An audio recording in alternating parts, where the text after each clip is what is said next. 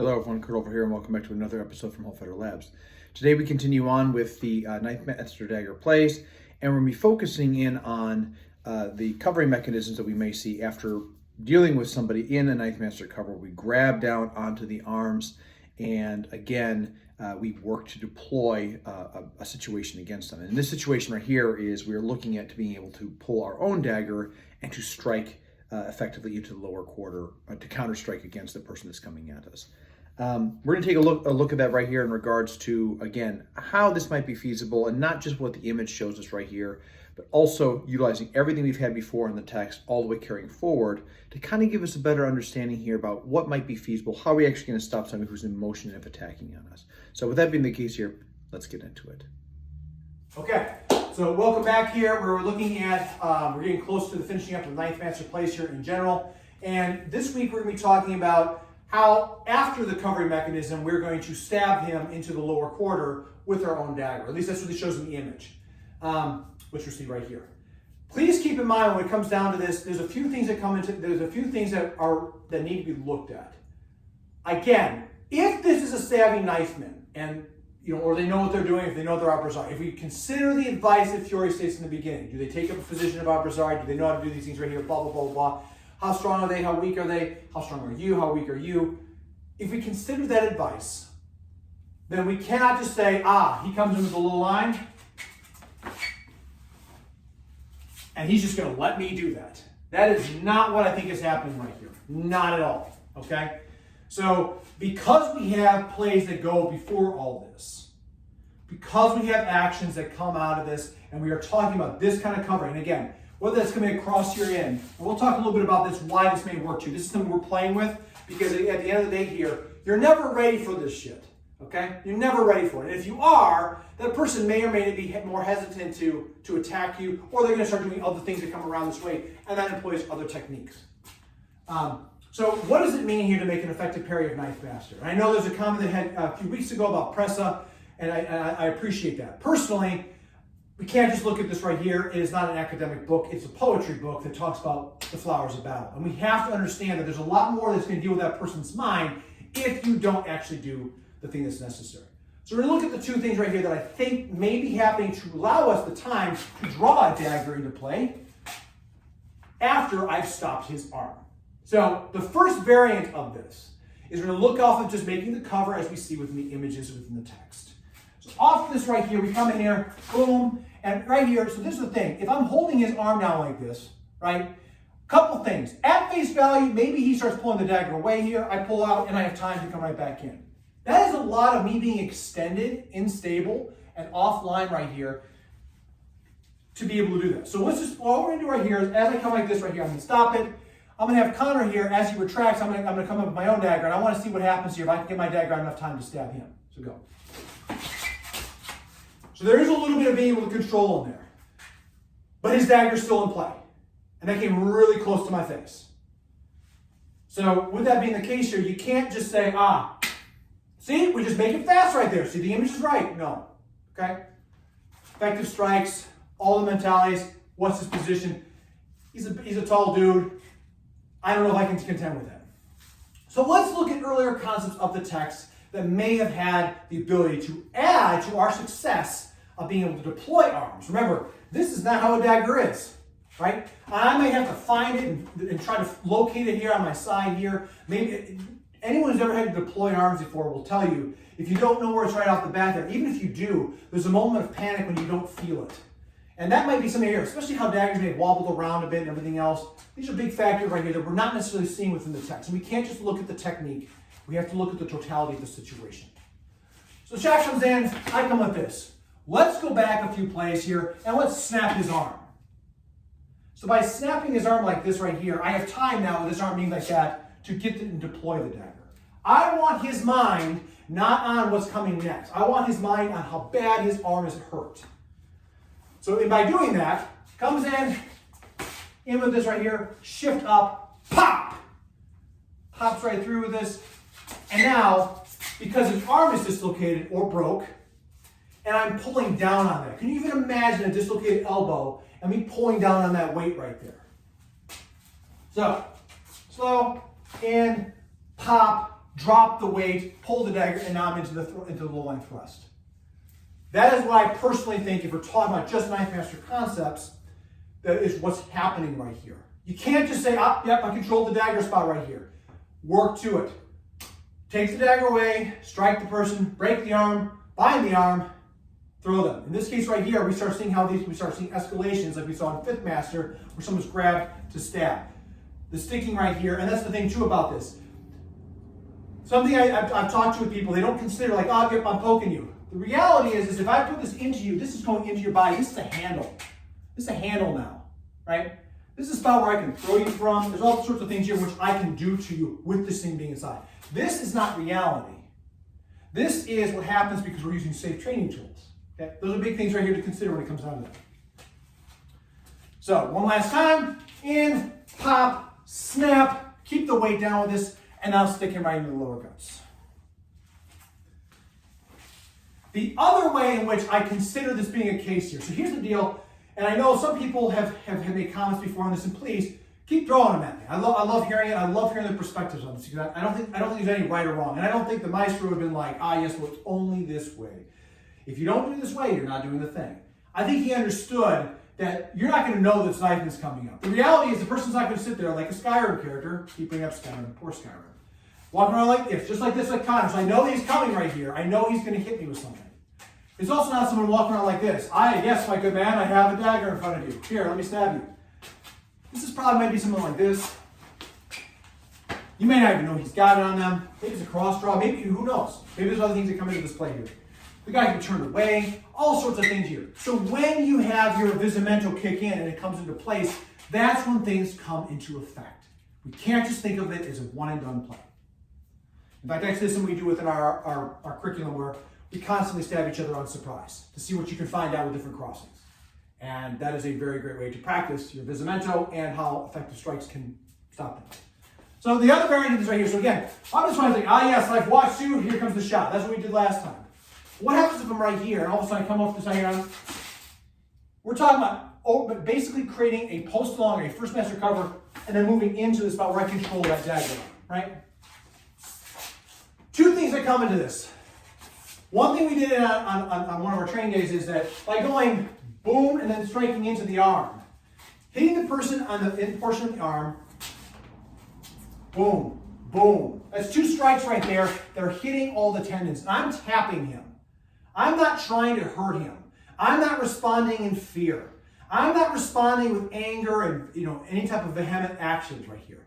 This really sucks to get hit there as it's going in motion. And as it does, hitting that spot here, even if it doesn't disrupt them, it does displace them. And it may cause initial oh God, that stings a little bit. That's not going to affect the mind, but muscularly, it is going to affect mechanically, okay? In later sources, they talk about cutting over the arms right in certain spots here. Arm shots. Very valuable. You may not know what's happening, but guess what? The tendons right there are severed, so you no longer have the capacity to do certain things here with your hand. Your hand is going to no longer have the mentality of fight forward. It's just going to it's going to walk forward, and by the way, you just lost your weapon, right? So that might be a big part of it. He comes with the low shot here, and I go, and I'm off to the side. And now I'm controlling this. Now I've created Knife Master Dagger. And then from this, pop, and I'm back in with this. The goal is to move to Knife Master, not to assume it off the start. That's how I see it. If you're talking about being a person that is supposed to be ready, to be aware, to have those 4 virtues that we see in the Senyu, that doesn't mean you're always ready. It means that when it does happen, you have to get to that center space. You have to move to there. Because you might be talking to someone right here. My awareness isn't on this person over here. And all of a sudden, hey, watch out. Boom. First instinct might be something like this or that or whatever. And then I have to move into something. So those are the other considerations that we see with that right here in regards to that. So again, 2 variances. Regardless, it works the same way.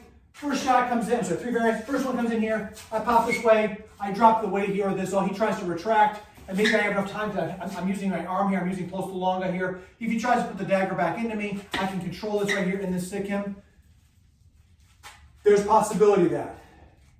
That's also negating the entirety of his other side here, which I don't believe is credible. The second one, using a cover from before of this, shutting this down, pop his arm, lay on the weight on the arm, and then go into this right here. I want his mind into how bad this fucking sucks right here. Okay? And then the third variant is moving to and through in this right here. I come across what I think of precedent, something that was shared with me before, is I am then shooting into this to create the thing, popping it, and then deploying arms.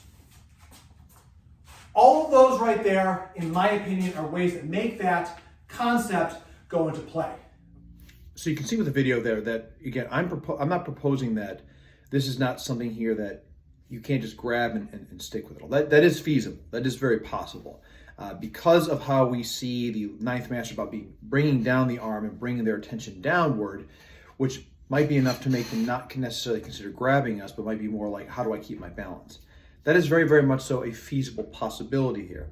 However, it goes back to Fiore's advice of understanding what we're dealing with as far as an opponent is concerned. With that being the case here, we have to understand that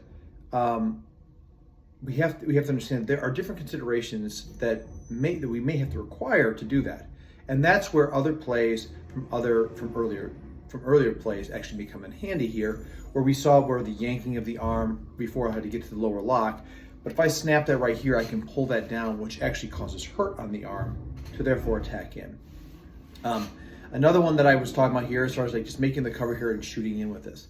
One thing I oftentimes talk about has to deal with the fact that I don't believe for a second that, you know, the play is just to grab him with the hands. I think that is a way to do it.